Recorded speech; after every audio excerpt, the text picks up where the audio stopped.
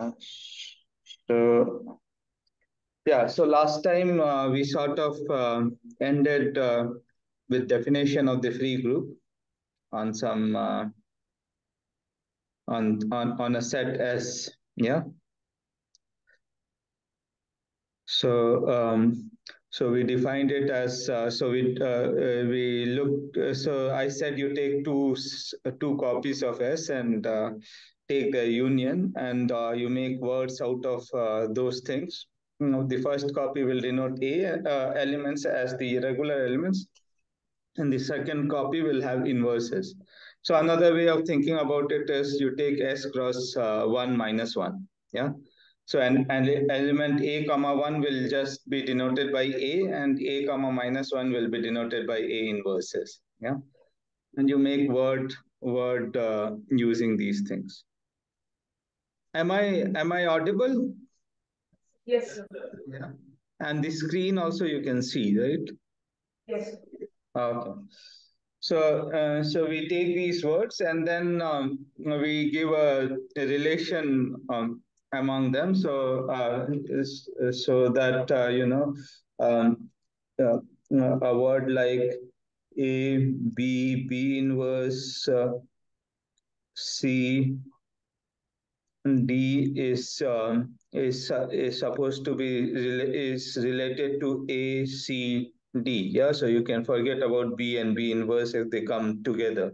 And similarly, if so, B inverse and B inverse B is sort of related to the empty word. So this will not be an equivalence relation, but you can consider the equivalence relation generated by this. Yeah. So any two which are related via this, you have to force transitivity basically. Yeah. So in one step it will be this, but it may be a sequence of these things. So so you go mod that equivalence relation. So you consider equivalence classes of such words, and that is our set. Yeah. So we call that group F sub S. F sub S is the free group, and the group operation is concatenation. And it does not depend upon which representative you choose to concatenate. You will get the same equivalence class. Yeah. And this is a group with identity element being the empty word. So we saw that this. So I remarked that given. So let G be a group, and phi from S to G be a set map, be a set map, meaning or any function, yeah, from S to G, be a set map. That means any function. Then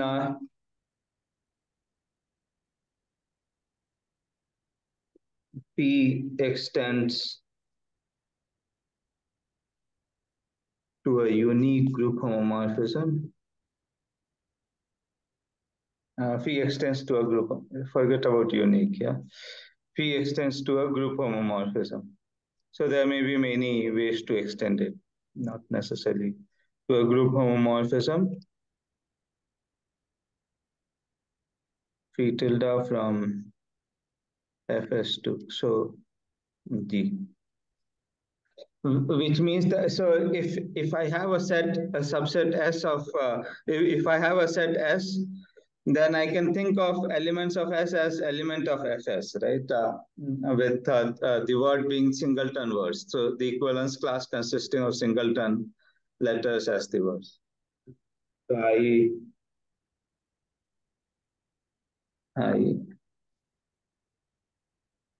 phi tilde of A is equal to phi A for all A in S. Yeah, so given an element A of S, you consider the word formed by this this letter A, and look at its class. Yeah, so phi tilde of A should be just phi of A. Yeah, this is what it means. Extend. This is what extends means. Yeah, and I mean this is basically follows from the definition of the free group. So what do I have to do? I'll have to define a map uh, from Fs to G. Yeah. So we already have I mean, even if you get a map from a subset, then also you can do this. But mm, uh, even if you do give a map from a subset, then the rest of the elements you can send it to the empty word, for instance. Yeah. Or you can send it to any arbitrary elements of the group. It's okay. It doesn't matter where you send the rest of the elements. Then also you can extend, but anyway, so let's so what is the definition? So what do? You define phi tilde of um, so let's say W is a word, yeah. So let W belong to Fs, so equivalence class of word. So what does that mean? Then W will be represented by something. So you just look at some representative, yeah. So no, W is not a word; it's an equivalence class of word, and maybe W is represented by something made of S, yeah. So A1, so a word A1, A2, A1 for, let's say, I1, I2, IN, where AIs are in S and I1 to IN are plus or minus 1. So maybe let's call it AJs. AJs are in S and IJs, I1 to IN. So IJs, let's say, so maybe IJs are in plus or minus 1. So whether it is ordinary element or this element. Then P of W, you define it to be, P tilde of W, you define it to be um, phi. So phi A1 is defined, yeah, phi A1 is an element of G. So you define it to be phi A1 for I1. So depending upon whether I1 is plus or minus 1, it's either phi A1 or its inverse. Yeah. So this makes sense. Phi A1 per I1 makes sense because G is a group. Yeah. Times phi A2, and the product also makes sense. I2 and so on. Phi AN, IN. So this, of course, lands in G. And to check that it is well defined, meaning if two elements are in the same equivalence class, then they so note that G is a group.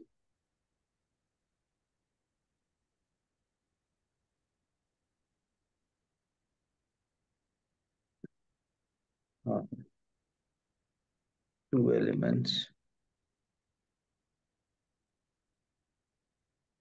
Mm. Uh, two representatives of W will give the same element of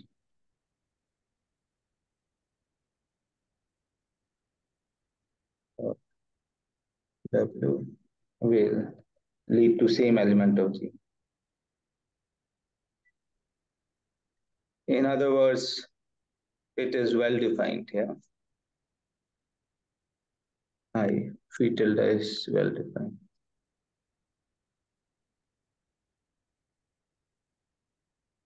Because I mean, two things differ by something like B inverse or C inverse, C inverse C. Yeah, and if you apply this phi tilde to these two guys, it will give you, I mean, phi of C times phi of C inverse will cancel out, yeah, in the group G. So you'll get the same work, same element of G. Is that okay? Phi tilde is well defined. Yes. So what we get is this is well defined, and it is clearly a homomorphism.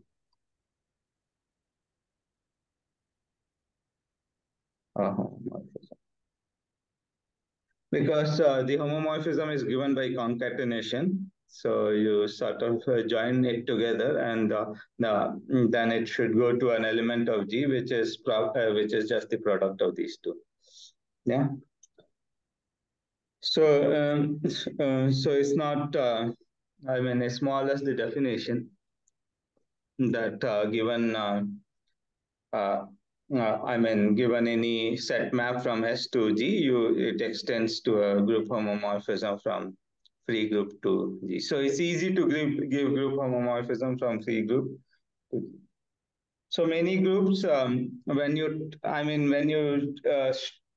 describe a group, you sort of describe in this way that you give a generators and then you give the relations. So that is more or less giving a group homomorphism. So if it has for example, so this is implicit in our thinking, but maybe not written in this form. So if someone tells you G is a group, usually they give you some elements and some relations, like G is equal to dn, then is given by sigma and tau, where sigma power n is sigma is of order n. Yeah, yeah, and tau square. Sorry, tau is a flip, and you have some relation. Sigma tau is tau sigma inverse. Yeah, something like this. So this is what dn is. So you can dn or d2n depending upon what notation we have been using. So the way to think about it is there is a map from F2 to G. Yeah, F2 meaning F sigma, or rather let's say F sigma tau, set of two elements to Dn, where does sigma go? Sigma goes to sigma and tau goes to tau. Yeah. So I mean, if I write it this way, it looks a bit silly. So let's give this name. Let's call this AB. Yeah, FAB. So that it's most reasonable. Yeah, where A goes to sigma and B goes to tau, and then you can look at. So this will be a group so P, P tilde is your group homomorphism, and it's also a surjective group homomorphism, right? Because dn is generated by sigma and tau, so every element you can write it in terms of sigma and tau, so it will be a surjective group homomorphism.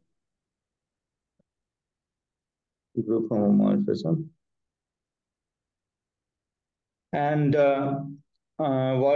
kernel is going to be something, yeah, and kernel p tilde. So what are the what are some of the elements of kernel phi tilde?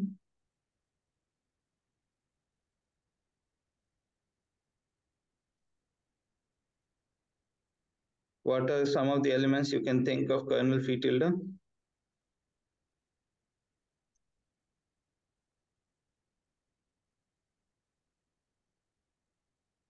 Tell me at least one element, yeah?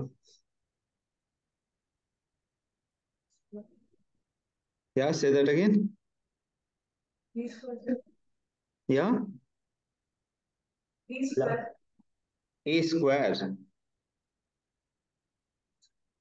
So why would A square be in the kernel? Say that again. Square. B square. Oh, okay. B square. Yeah. So you can consider the word the equivalence class of the word B square. Yeah. So I'll not denote the class. Yeah.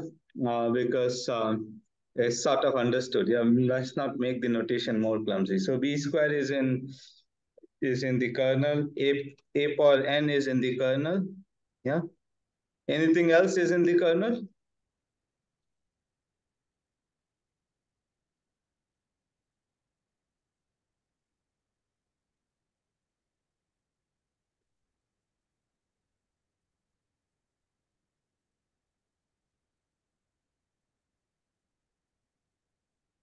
So is that all? B square and A power n?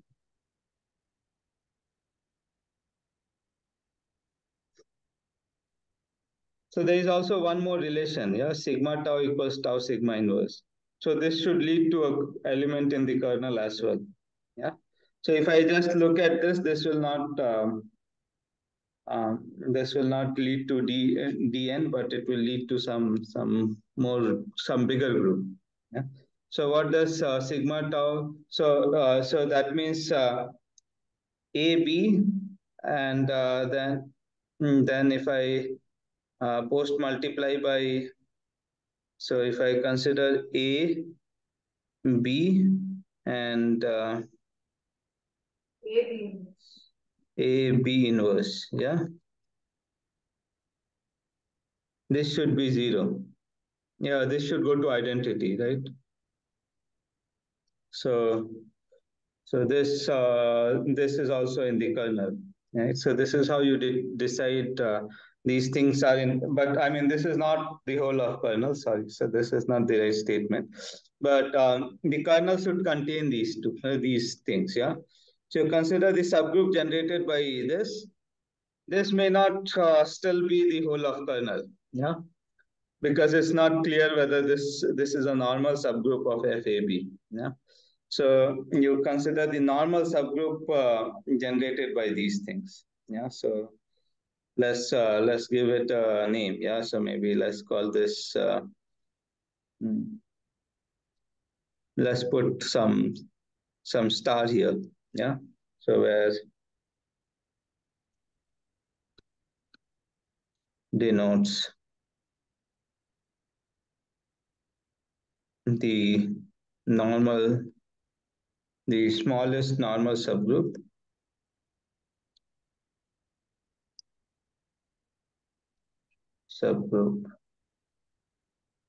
of FAB containing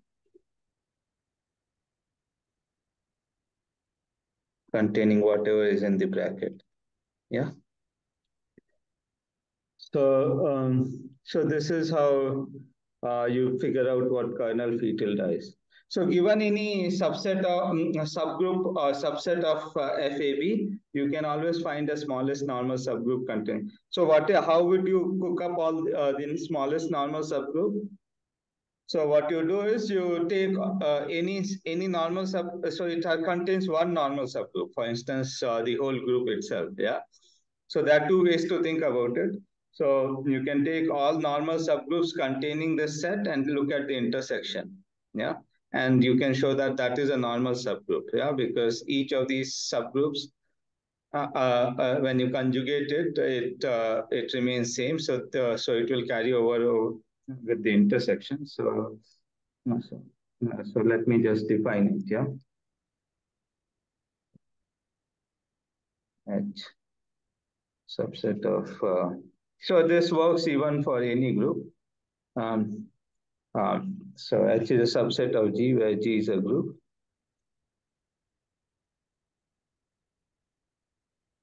The smallest normal subgroup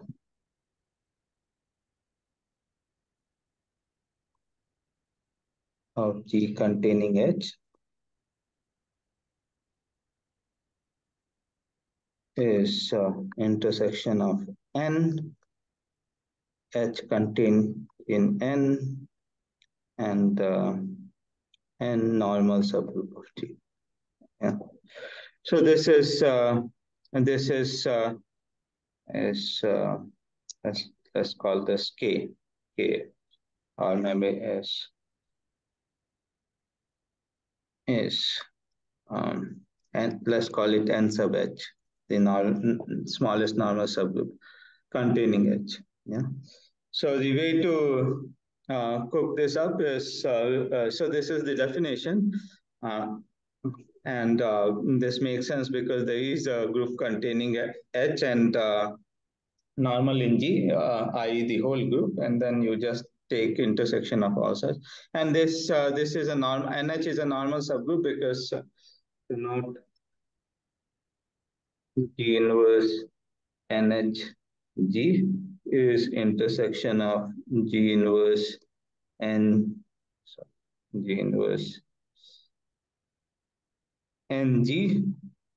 I mean, you do the intersection over, so I mean, you are doing the intersection over whole thing, which is same as doing intersection over each conjugate subset. Sorry, H contained in N and normal in G, which is again NH. So it is normal for all G in G. So it is a normal subgroup of. Another way to do it is you consider the subgroup generated by all conjugates of elements of H. Yeah. Maybe this is more of an observation that so not let, but maybe NH. So maybe you can think of it as a small exercise as G inverse HG, so subgroup generated by G inverse HG, H and H.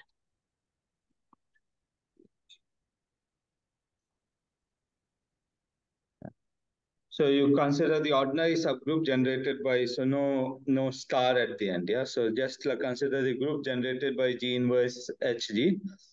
So what you're doing is, if H is in the, some element is there, you look at the whole equivalence class of that element, yeah? And consider the group generated by the equivalence class, conjugacy class of that element, and consider the subgroup generated by that, yeah? So then NH is this, yeah? So exercise. Yeah. So you just check that. Um, so of course you want a group generated by containing H and should be normal in G. So of course the right hand side, every element in the right hand side has to be in NH. Yeah, because H has to be in there, and since the group is closed under conjugation, G inverse HG has to be there. Yeah. So everything in the right hand side has to be there, and hence the group generated by it has to be there. And then next thing you have to check is this is a normal subgroup, which is also okay. Yeah, because if you conjugate it by any element in G, this set itself is closed under conjugation. The only thing is that it's not closed uh, under subgroup. So you look at the subgroup generated by. So so this is how one describes. So when one describes a group via some symbols, generators, and relations, then what you are doing is basically this. A group defined by generators and relations.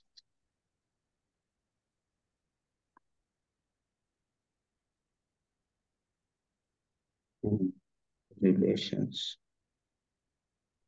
is a quotient of a free group.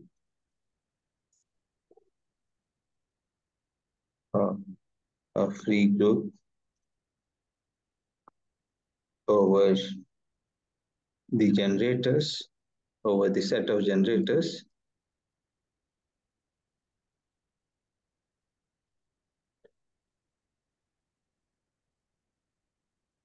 uh, by quotient of free group over the set of generators by the normal subgroup, the smallest normal subgroup containing the relation.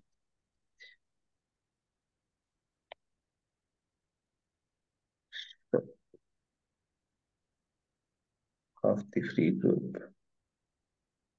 containing the relation. So, I mean, containing the relation means whatever it means, yeah.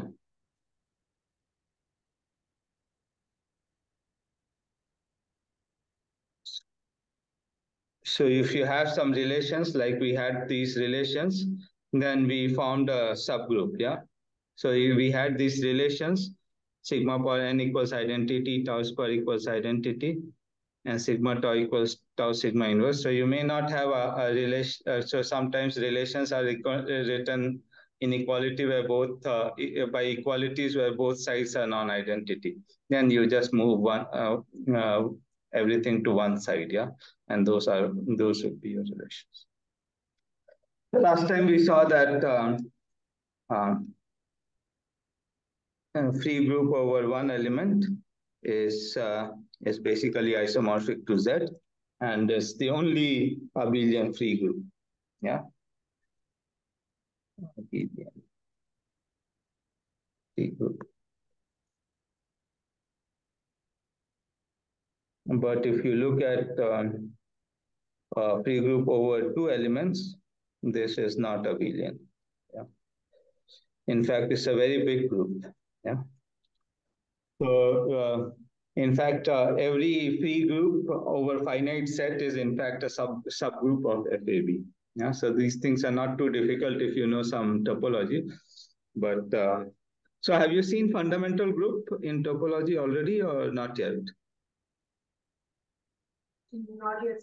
Not yet. Yeah. So you will see when you see fundamental groups, you will see that these free groups occur naturally. So they are fundamental groups of some nice, some reasonable topological space.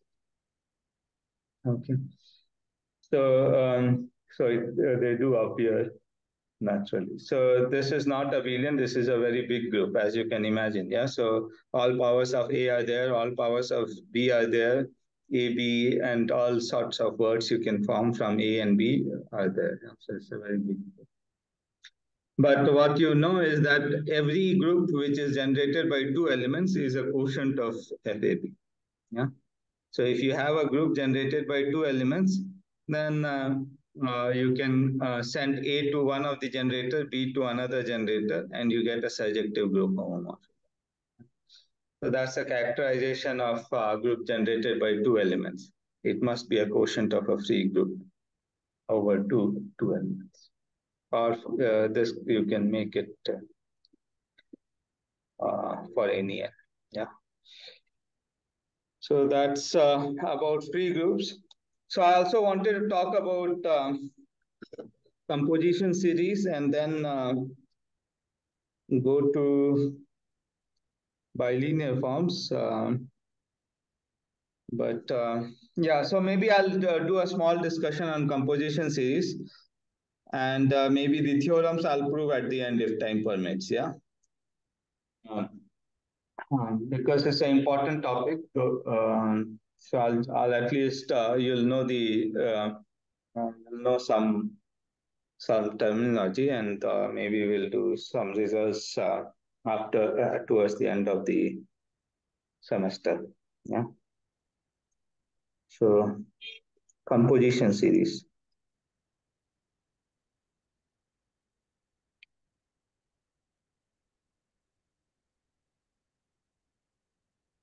So let G be a group.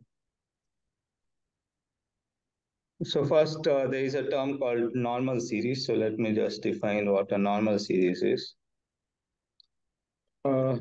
Sequence of subgroups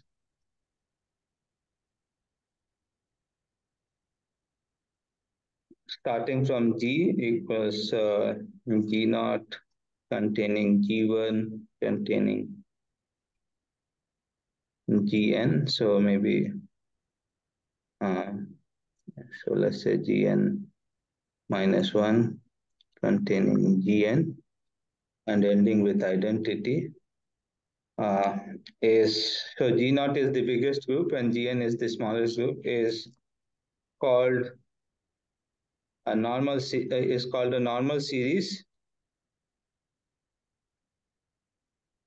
of G if Gi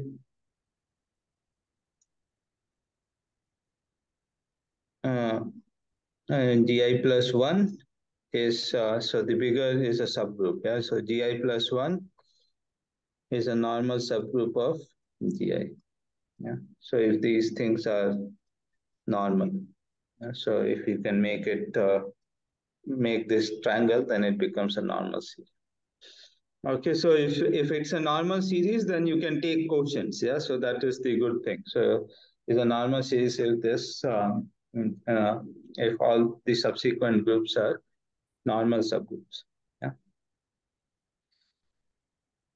So now there are many normal series. Yeah. So if you give me a group, so every group has a normal series. For instance, for example, so since we looked at Dn, let's say Dn, then Dn has a normal series. So you can take Dn and so uh, so it contains Cn as a subgroup, and Cn, remember, is a normal subgroup of Dn. Yeah, and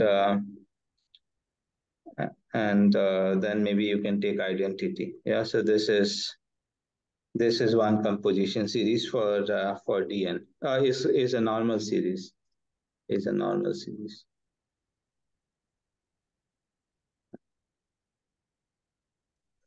Or you could, so this is one normal series, or you could just take Dn and identity. Yeah, this is also a normal series because identity is a normal subgroup for everything. So this is not a very interesting normal series because every group has this normal series. Yeah.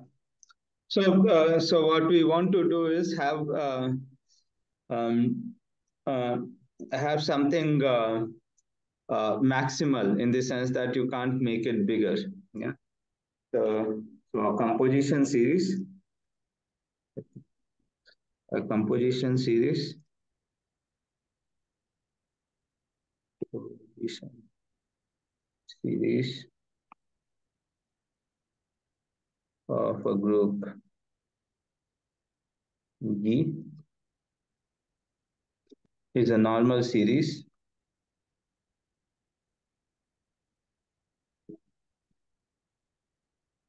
Gn.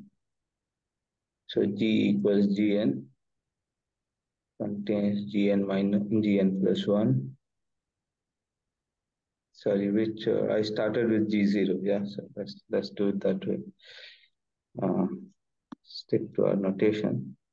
G0, G1, G2, and so on. It may go till Gn minus 1 and then Gn.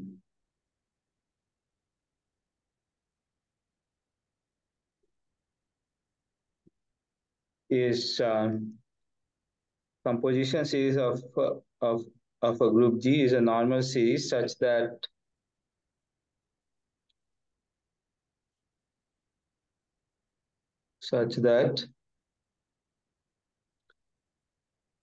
Gi mod Gi plus 1. So this makes sense because Gi plus 1 is normal in G. So you can form this quotient such that Gi mod Gi plus 1 are simple. Simple.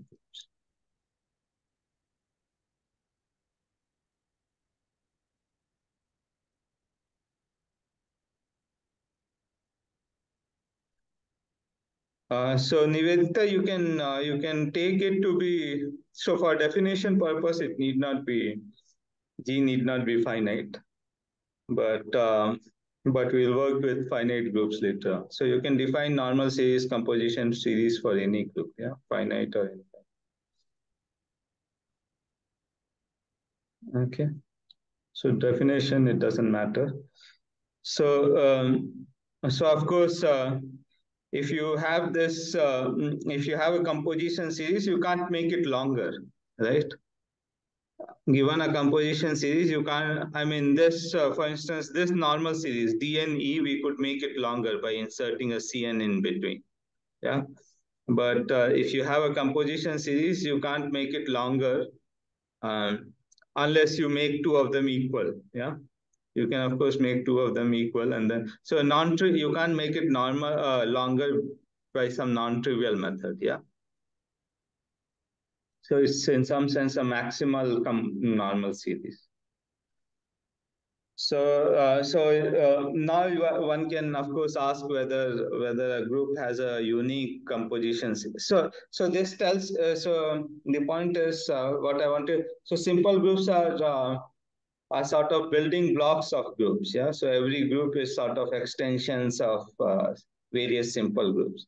So you are given this group Gn minus 1 mod Gn and Gn minus 2 mod Gn minus 1. These two together make sort of Gn minus 1. Gn minus 1 is extension of these two groups. Sorry, Gn minus 2 is an extension of these two groups, and so on. Yeah, so this is how you sort of make various various groups. So I mean, they don't determine the group. These quotients don't determine the group G, but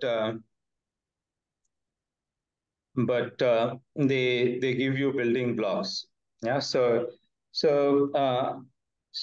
maybe let's see some examples. So first note that this doesn't. I mean, the two groups may have two non-isomorphic groups may have same composition series. Can you give me an example of two groups having same composition series? Meaning, except for the first. So first, I mean, of course, G naught has to be different because there are two different groups. Or maybe let's start before doing that. Let's try to write down composition series of some groups. Yeah. So for abelian groups, it's easy. Yeah. So let's try to write down the composition series for an abelian group. So if or for simple groups to start. So Z mod PZ. Yeah. P is a prime. E prime. So what is the composition series for Z mod PZ?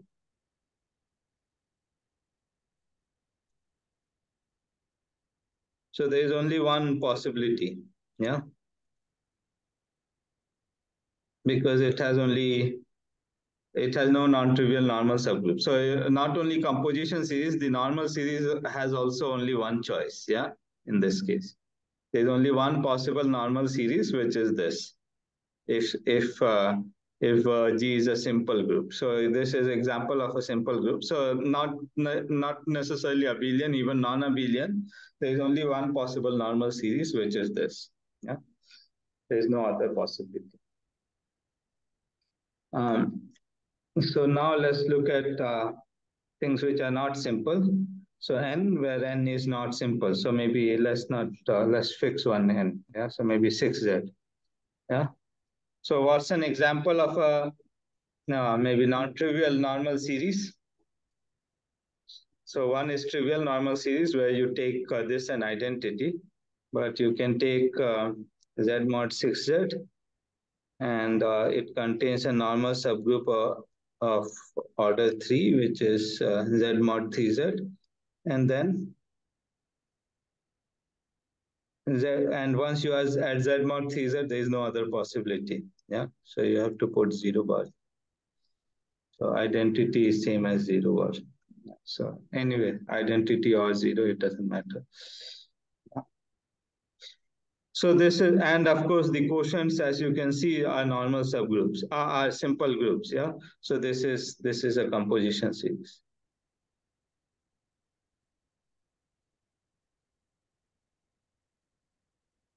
Yeah. So are there any other composition series of this group?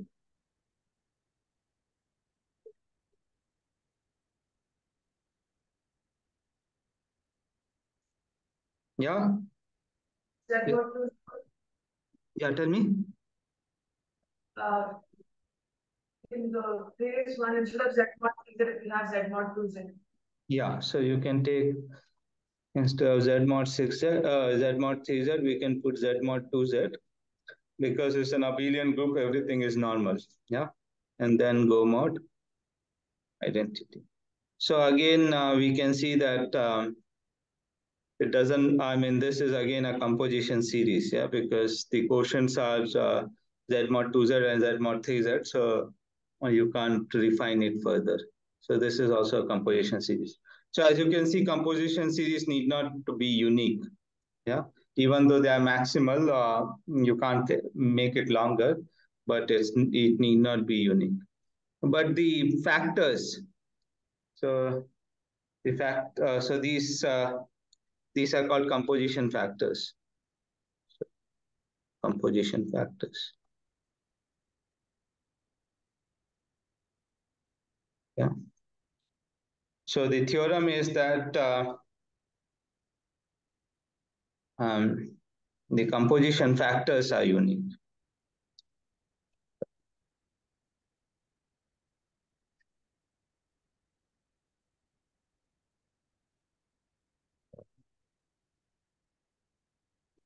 Let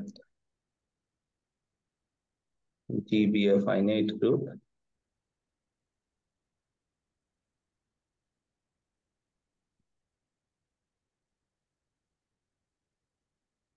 and um, these G's G plus G0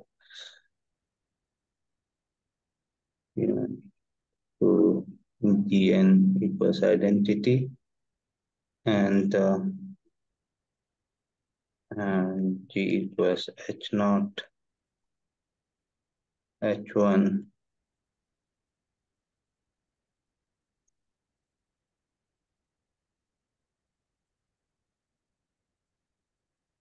I have been writing the symbol opposite. Yeah, this is the bigger group. Now here I have written opposite. The bigger group this. So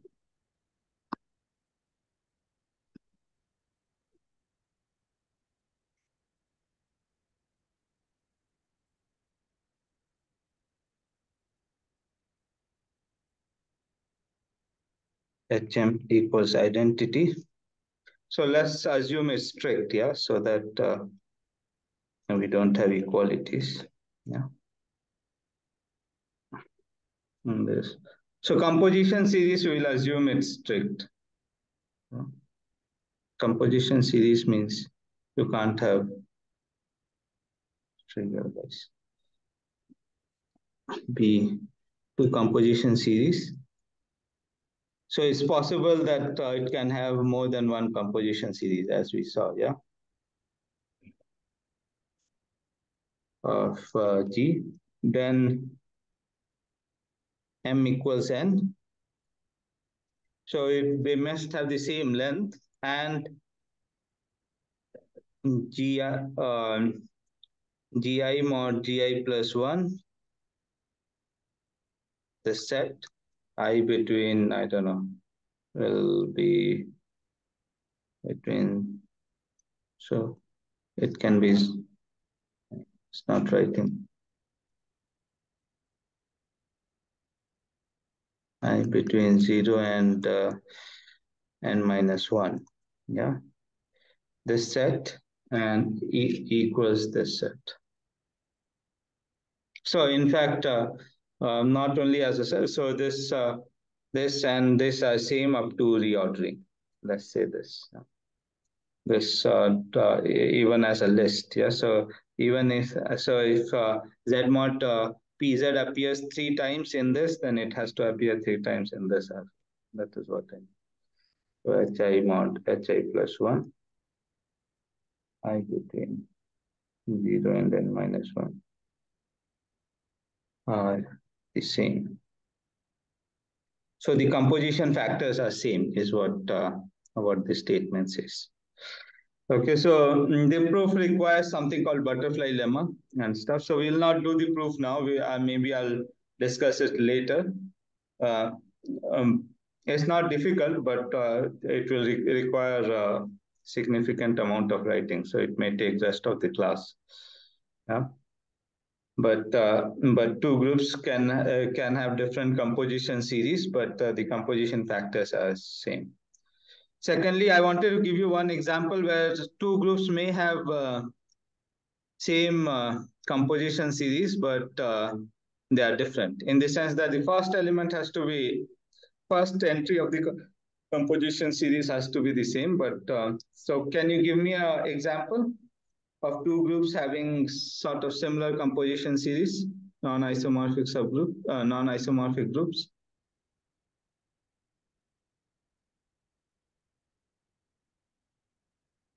So for instance, for Z mod 6Z, what can I take instead of Z mod 6Z?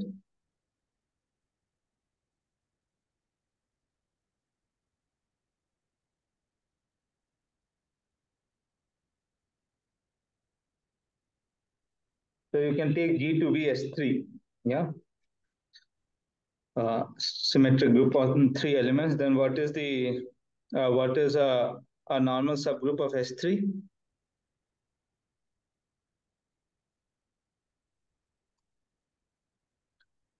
So it contains the cyclic group of order 3, yeah? So C3, which is isomorphic to Z mod 3Z.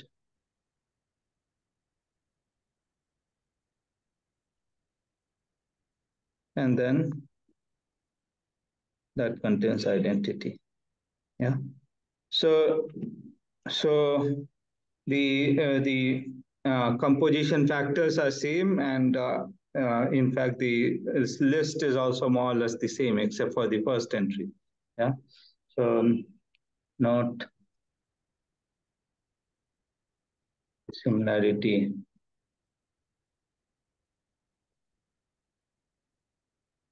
with Z mod 6Z. So two groups can have almost similar composition series as well, but that doesn't mean that they are isomorphic.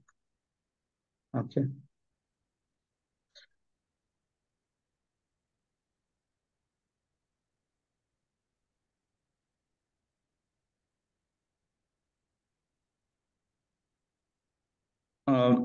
What is this comment?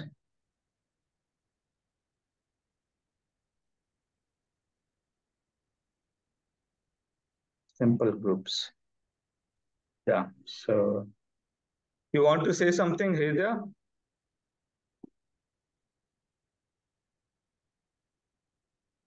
Yeah. So the simple groups have.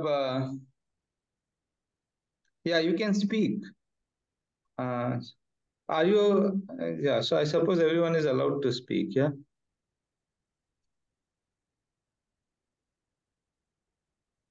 If you want to say something, just unmute yourself and speak. Yeah.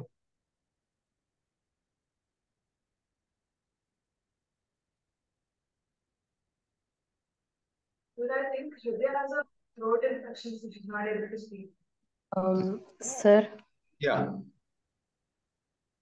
sir, I was asking if, in general, simple groups could be considered as the groups with similar composition series. Yeah, of course. Yeah. So I guess, but the composition factors will be different, right? So composition factors will be isomorphic to the simple group essentially. So that is not, Yeah. you want the composition factors at least to be same. Yeah. Okay. Okay, clear, sir. So here, Yes, sir. Thank you. yeah. So the composition factors will not determine the group. As you can see, I mean, here we have the same composition factors for S3 and Z mod 6Z, but composition factors certainly determine the order of the group, right? So that is more or less what you can expect. Yeah. So it's an invariant, but it's not a very good invariant in the sense that there are many groups with similar composition series. Could be many groups with same composition series. same composition factors. Okay, so maybe I'll move on. Are there any questions on? Yeah. So I wanted to say something about. So you know what solvable groups are?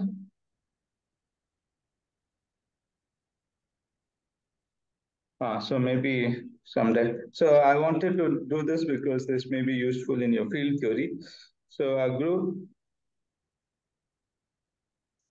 G is called solvable if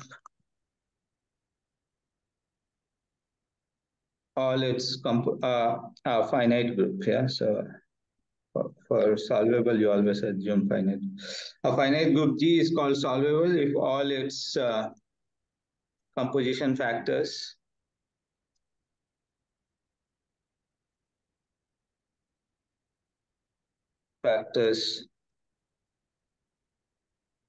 are abelian. Okay, so it must be of the form Z mod PZ for some prime P. Yeah.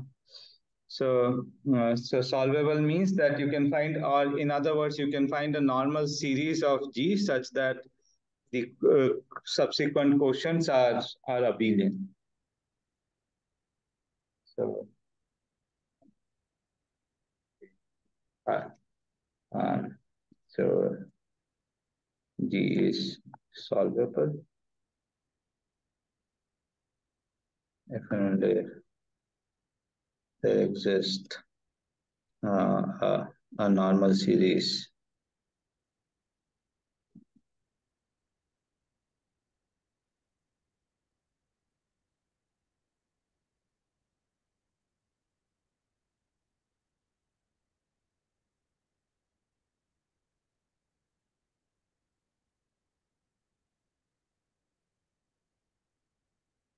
such that Gi mod Gi plus 1 is abelian for all I. Yeah, so if this happens, then you say that the group is solvable. So I mean there are non-abelian. So of course every abelian group is solvable, but there are non-abelian groups which are solvable. For instance, S3. But of course, if you take a non-abelian simple group, then it's not solvable, right? So an for n greater equal 5 is not solvable. Sn for n greater equal 5 is again not solvable. Yeah. So there are some maybe I'll give you a homework. Show that, or rather, let's leave it this way. Compute all composition series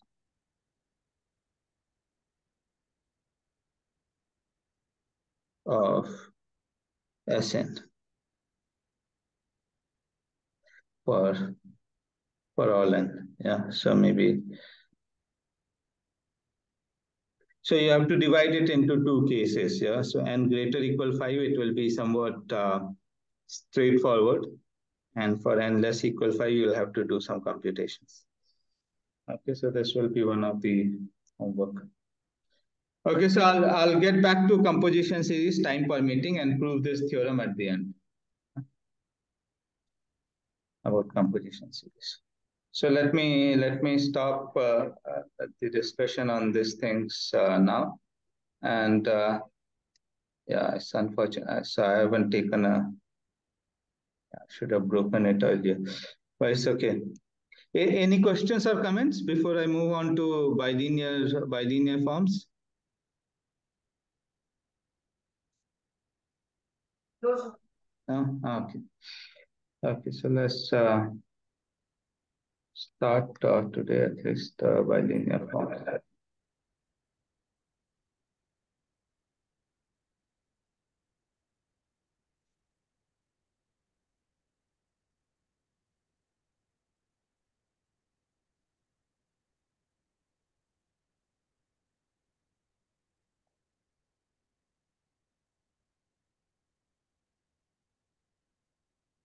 Yeah, so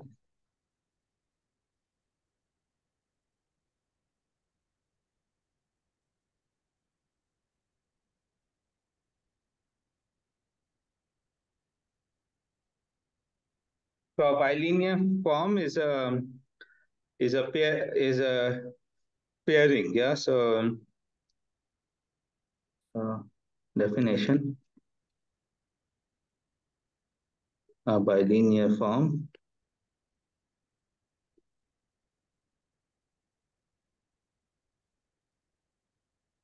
on, I mean, one can define over any, yeah, so let's just say on Fn is a pairing, but we will use Rn and Cn on Fn, where F is a field. Yeah, so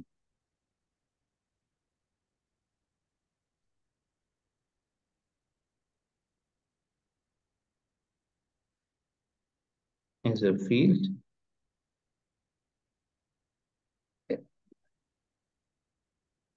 is a function, if you like, function, which is denoted by like, so some sort of inner product kind. Inner product will be an example of a bilinear form.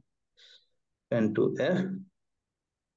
So what it does is it will take, it's a map from Fn cross Fn to F, yeah, such that it's linear in uh, in uh, in both variables. Yeah, yeah. So just that. So maybe I can write it this way: V1 plus AV2, comma W is V1 W plus A V2W, and uh, V comma, yeah, it's not writing again, and V comma W1 plus AW2 is equal to VW1 plus A VW2 for all V1, V2, W1, W2, VW in V in Fn. So it could be on any vector space. Yeah, so I should have defined it that way.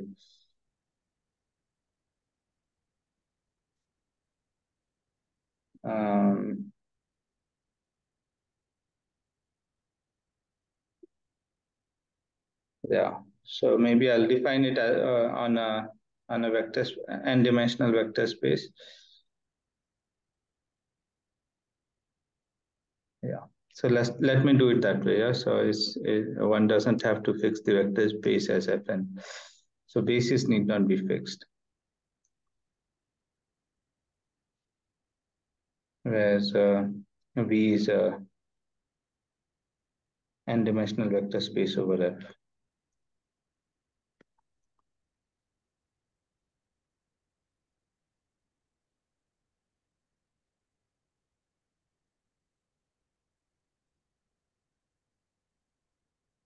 Is a function from V cross V to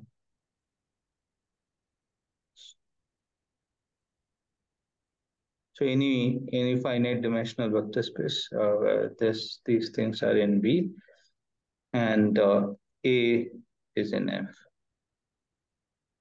Okay, so this is what a bilinear form looks like. Yeah. So so example of a was an example of a bilinear form. So for instance, the inner product. Yeah. So uh, on Rn cross Rn to R, you can take you have two vectors x and y. then you send it to summation xi yi I equals 1 to n. Yeah, x is this x1 to xn. Yeah. So in other words, you can consider x transpose y. Yeah. So that is an example of an inner product. So it is bilinear, right? Is that okay? Yeah. So this is an example. In fact, what you can do is um, um, another example. So this is maybe one. This is slightly more general. So let A be n cross n matrix.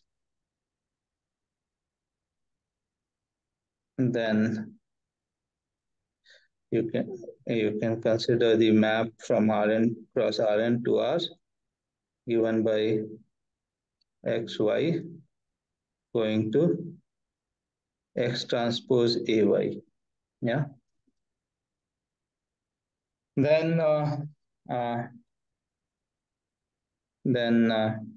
this let's call this by this notation. Yeah. So this is a bilinear form.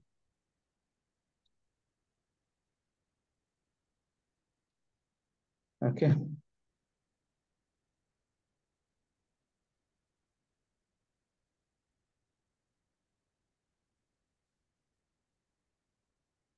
And yeah, so let's just check this before. So, and some sort of a converse also holds. So I'll say about that, but let's just verify this one. So, um,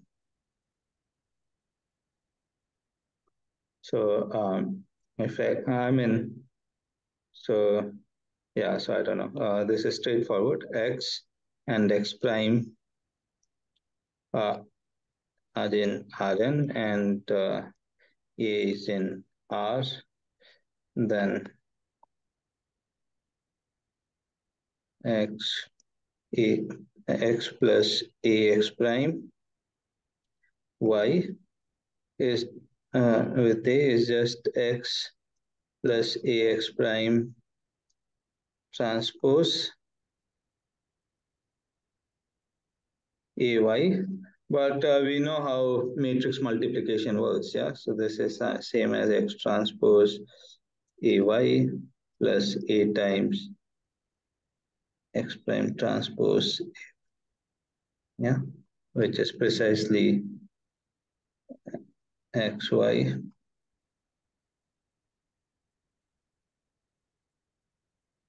plus a x prime y. Yeah, so it is linear and similarly in second variable.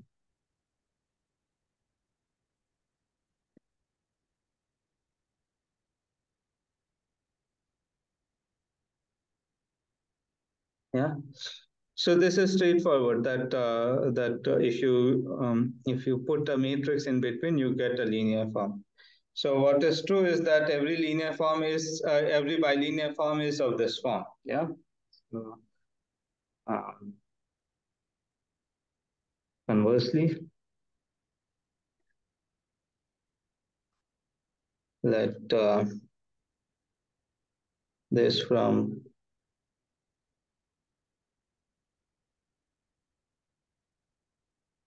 be a bilinear form on n-dimensional vector space V, then uh, then uh, uh, if you fix a basis, then it will become, and given a basis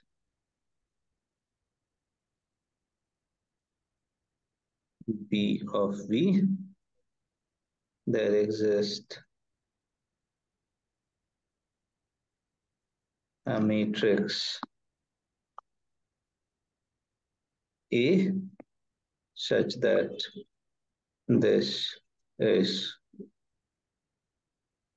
given by the matrix A. So I'll make it precise, yeah. Or let's try to make it precise. The matrix A.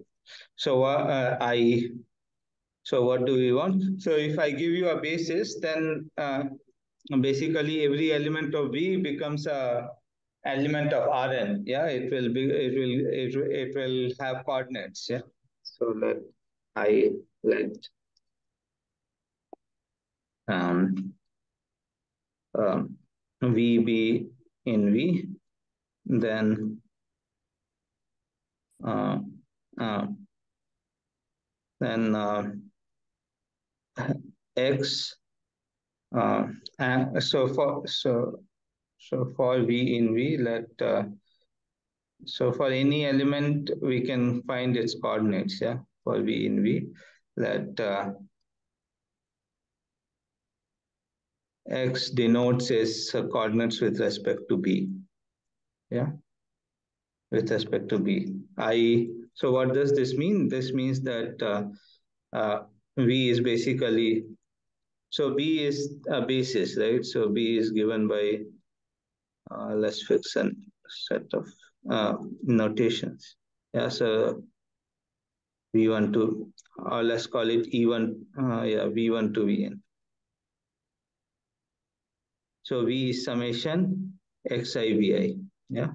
So that is what coordinates means, yeah. So and so what I want to say is, so how do you get A? So can you tell me how to get? So what I want to say is that VW, this inner product is, and so for W also we'll have to do the same thing, and Y be the coordinates of W with respect to B. Yeah, then how can you write VW in terms of XY and some matrix? So it will be X transpose AY, yeah, for some matrix Y, some matrix A, where how can you figure out A?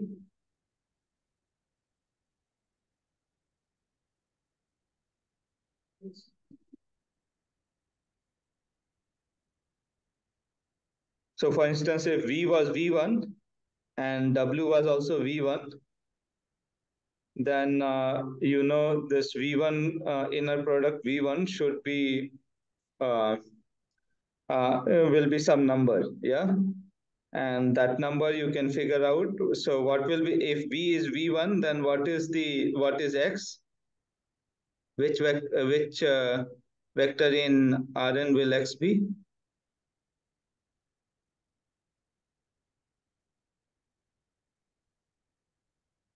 What will be the coordinate of V1 with respect to the basis V1 to Vn?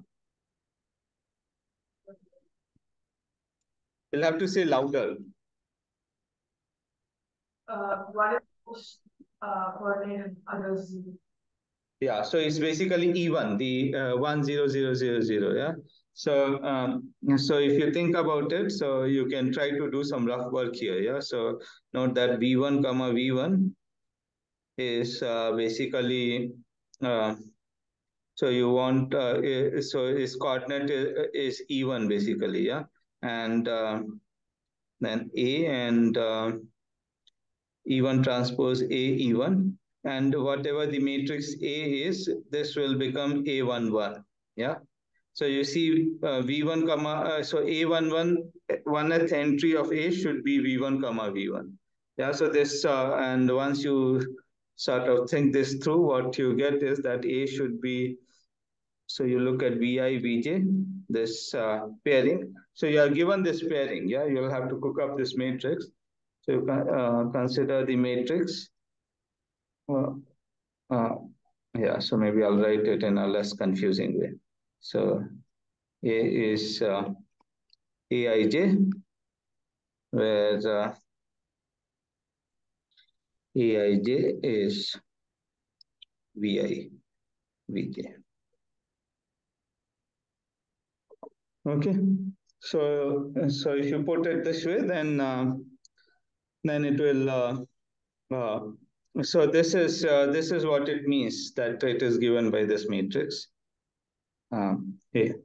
Okay. So every bilinear form on a vector space, if you fix a basis, will be given by this matrix A. Okay. And then if you change the basis, then of course the matrix will change. Yeah. And it will change by the change of basics.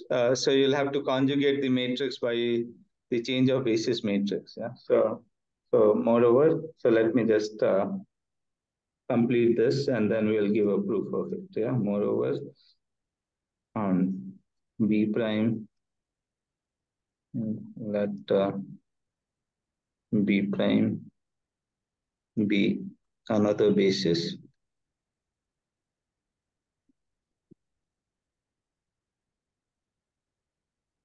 B and P be the change of basis matrix from B to B prime, then the matrix of the bilinear form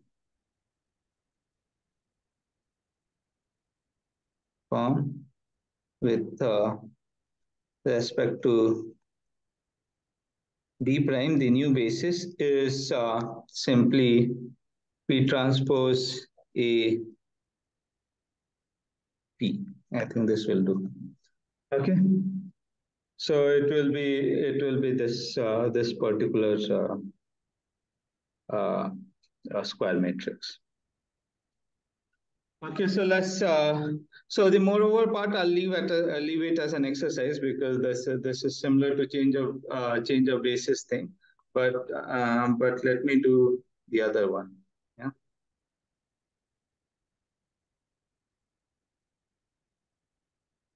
Yeah, so that is right. So if B is orthonormal basis, then A will be identity by our definition.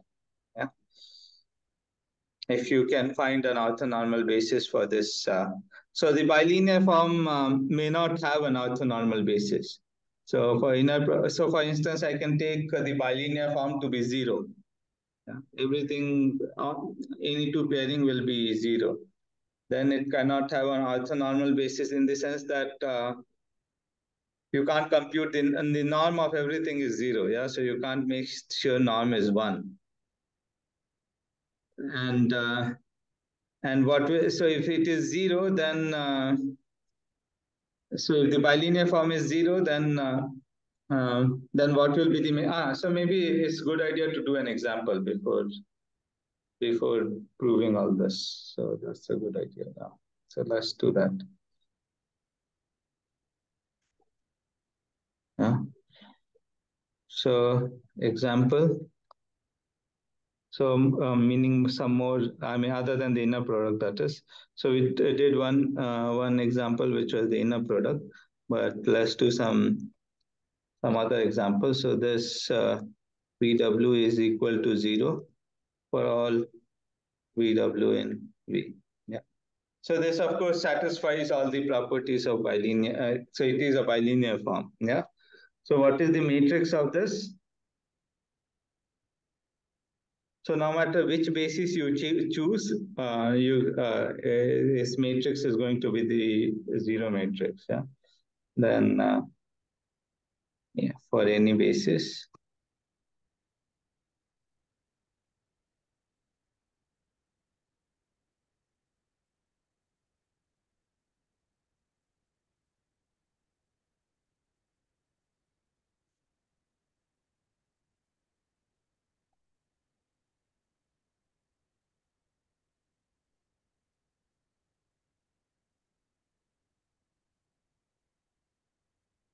zero n cross n matrix, yeah, because it works, yeah. So this one I will give you. So that's one example. I wanted to give more examples.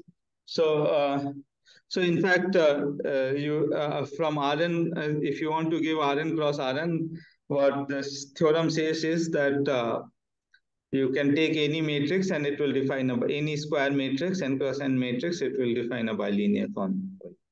So that's a example of a bilinear form. Um, yeah.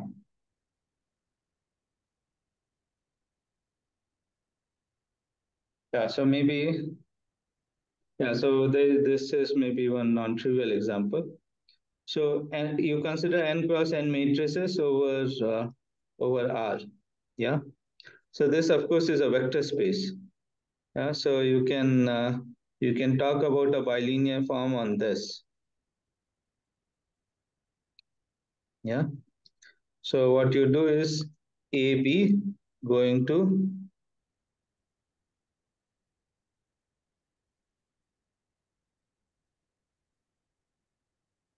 trace of AB. Okay. So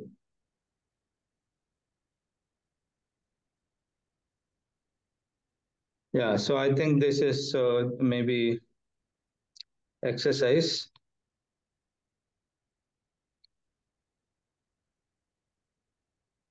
This is okay, right? This is bilinear. Trace is bilinear, right? So is it additive? As multiplicative is okay. And I think it's additive as well. Yeah. A1 plus A2 times B. Trace of A1 plus A2 times B is same as trace of A1 times B plus trace of A2 times B. I think this is okay, yeah. So, so this is a bilinear form. In fact, it's a symmetric bilinear form. So, so maybe definition, bilinear form is called symmetric. So we'll study these things. Bilinear form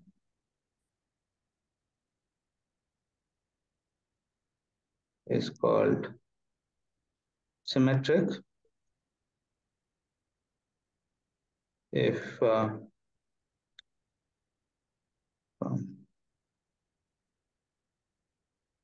B is called symmetric if V1 V2 is equal to V2 V1. So it doesn't matter which order you do it for all V1 V2 in. Yeah. So we know that trace AB is same as trace BA. Yeah. So that's why this is the above bilinear form is actually symmetric. Okay, so but to write the matrix of this above bilinear form is going to be complicated business, yeah, because it's a bigger, the vector space has dimension n square, and so you'll have to choose a right basis and so on. But maybe it's not too bad, yeah. So let's see a proof of this. So this is more like. The proof is not difficult. It's just, I mean, this is how the proof of this thing is what I meant. Yeah. So this is how we defined it, and maybe we'll stop there. Yeah. So because I haven't given you a break, and we started more or less soon. So after this, we'll stop. Okay. So proof of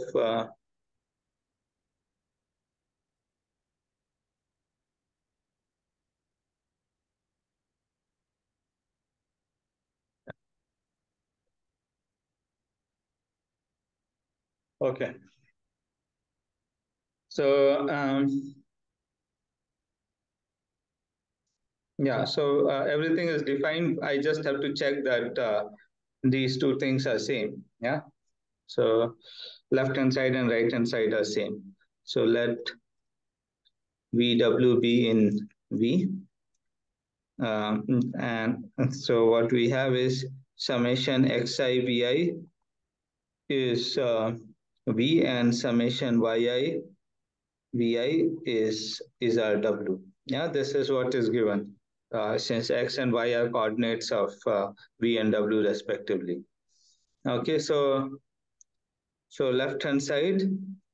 Rather, let's write what is the left hand side. So VW is this pairing summation xi vi I equals 1 to n, comma summation yi vi I equals 1 to n. Yeah. And bilinearity tells us that we can take the summation out in some sense. Yeah. So for both of them. So it is, so let's number this as j. Yeah. So that when we pull out, there is no confusion. The second one's by j and the first one's by a. So it's I equals 1 to n, j equals 1 to n, xi, yj, vi, vj. Yeah. But by definition, vi, vj is aij. Yeah. So this is summation I equals 1 to n, summation j equals 1 to n, xi, aij. So I'll write it in a funny way, yj. Yeah. So vi, vj is aij, right? So I just put aij in the middle for on the right. And this precisely is the matrix multiplication X transpose A Y. Yeah, is that okay? Yes. So that proves this, and moreover part is already. So I'll leave that as an exercise for you. Yeah. But but this finished too fast. So let me say, since I already introduced symmetric, so I'll just add some comments. Note that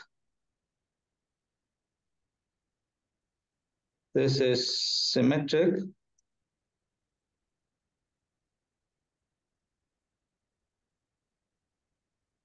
if and only if A is a symmetric matrix.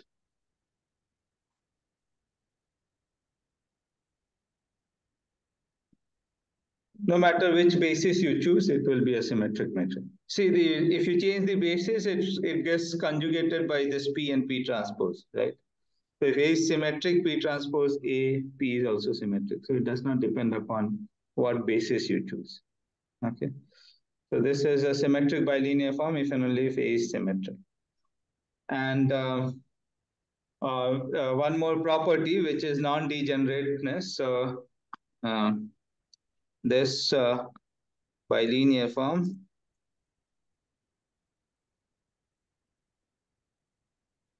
I mean, this statement after proving this conversely, the equivalence of these things, this statement is obvious, right? This is symmetric if and only if A is symmetric, right? Because this is symmetric would imply A is symmetric because the entry vi this entry this aij is going to be aji, and if A is symmetric, then of course by definition this is also then you can check that VW. So X transpose AY is same as uh, Y transpose AX. Yeah, because because you just transpose it. Yeah? So both directions of this is obvious. So a bilinear form, I wanted to define non-degenerate. So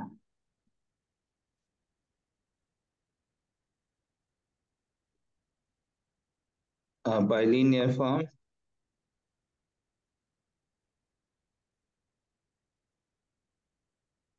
this is called on V is called non-degenerate.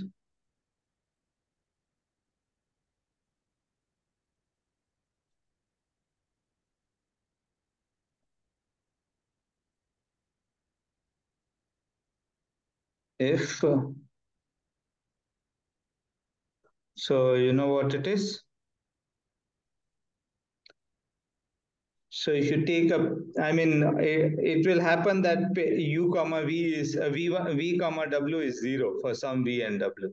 Yeah, but it's, I mean, it should, so if you fix a v, it shouldn't happen for all w. If symmetric, so maybe, yeah, so this is usually defined only for symmetric guys. Yeah, symmetric bilinear form on real vector space, on R vector space V. So let's, for complex vector space, there is a there is a notion of Hermitian form, which and is non-degeneracy. It's called non-degenerate if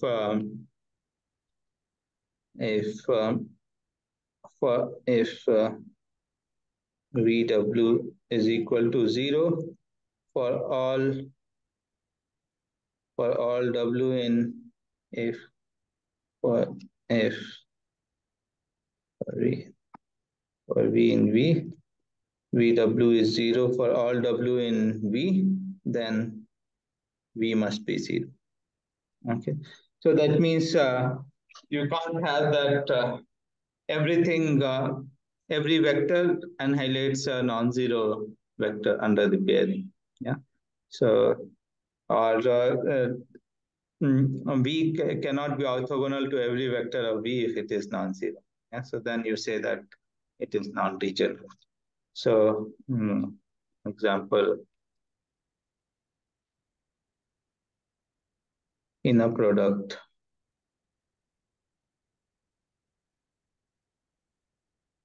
is a non-degenerate bilinear form.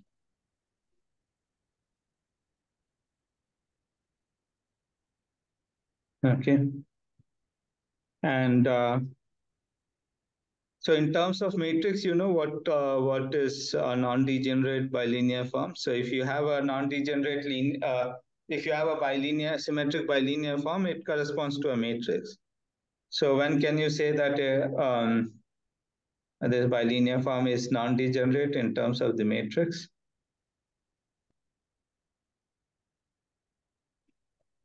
Determinant. Say that again. I'm guessing, is it determinant non-zero? No, that won't be enough. Yeah. So, oh, sorry, non-degenerate. Yeah. So I guess the way I've defined it, this is right. Yeah. So this is not the definition what I meant. Yeah. So sorry. Yeah. So you are right for the way I've defined, but there's a reason I put R. Yeah. Uh,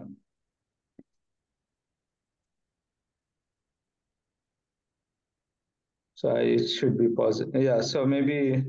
So is there a different word for it? I thought this non-degenerate means it should be positive as well. So let me just confirm this.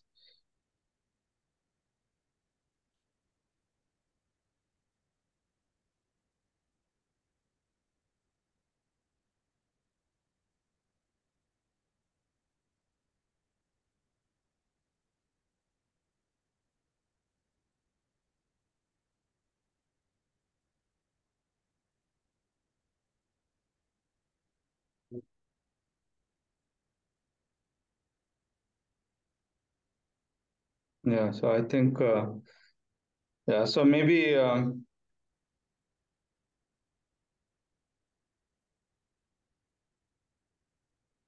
Yeah, so I mean, this book doesn't have the word non-degenerate.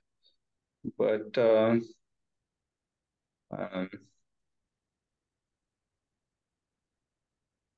yeah. So let's call this. But I think non-degenerate also means that. Yeah, so let's call this. So I'll confirm whether the non-degenerate means just this or something else. Yeah. But anyway, if this is the definition of non-degenerate, then what Nivedita said is right. So this is non-degenerate.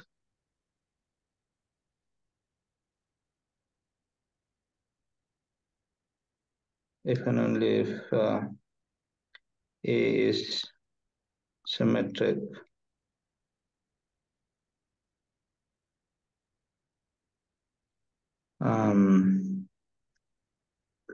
Non-singular matrix.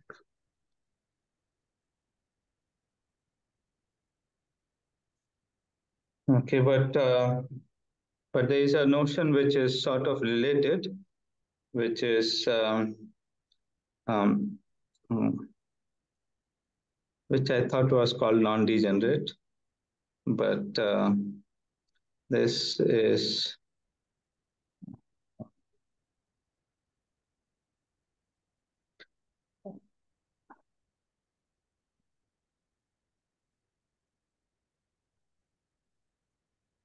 yeah. So let's call it. This is called um, an inner product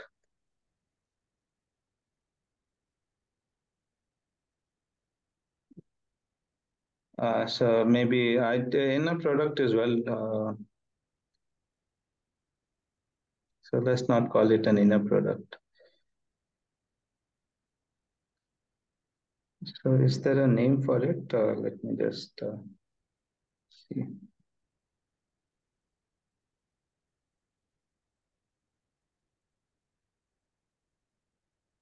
Maybe it's called the same thing what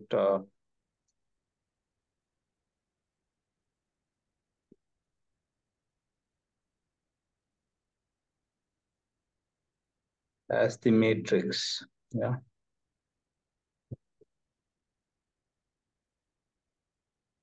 Yeah, so maybe it has the same name as, yeah, so it's called, so I thought these things had different name.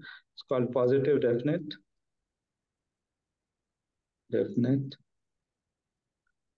a bilinear, so it is a symmetric by, it's called, okay, so I'll put all the adjective definite. If this is symmetric, bilinear,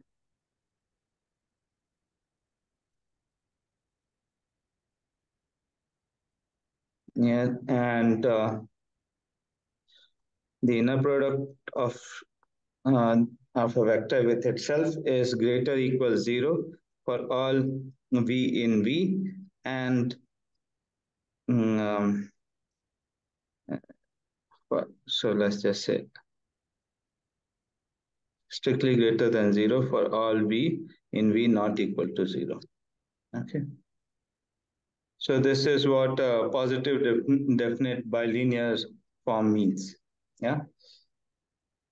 So this is slightly different from the other. So it's positive definite will in particular imply non-degenerate in this sense. Yeah. And yeah, so the matrix corresponding to this is not just non-singular, but the name of the property of the matrix is called positive definite. So you know what positive definite matrix means?